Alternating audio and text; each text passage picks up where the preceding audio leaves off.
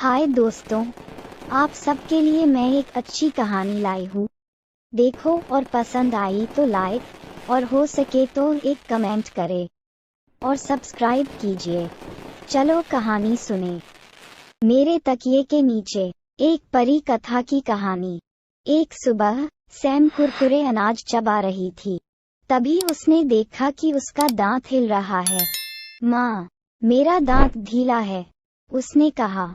जब दांत उसके मुंह से गिर गया तो सैम की आंखें चौड़ी हो गईं।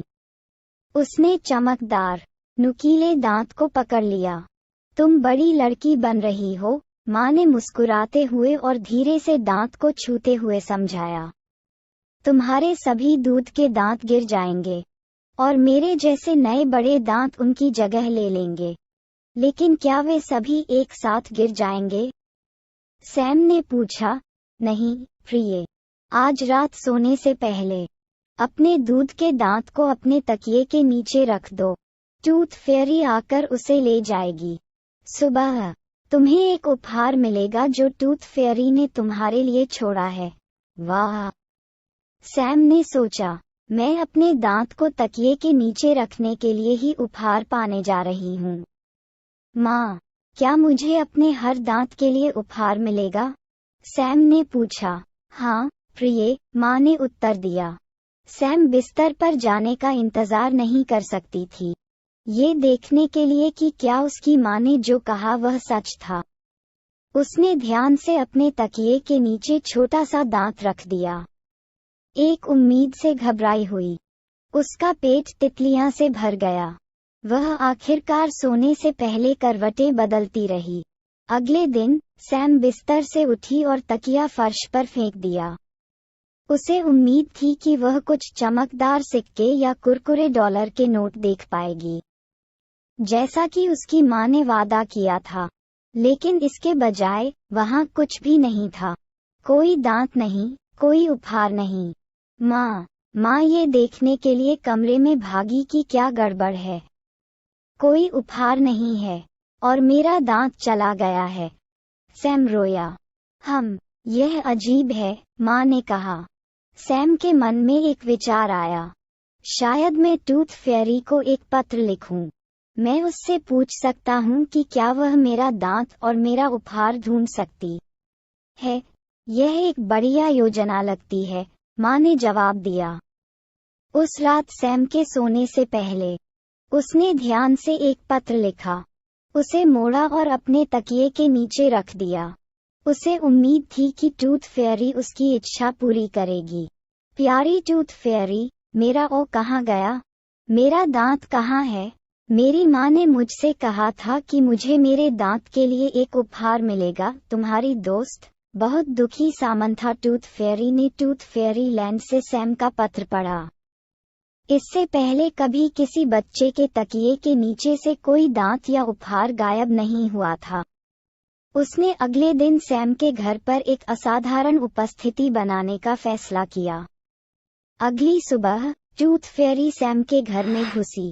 वह नीले पंखों, लाल चेहरे, नारंगी चोंच और हरी आंखों वाले एक जादुई पक्षी पर सवार थी।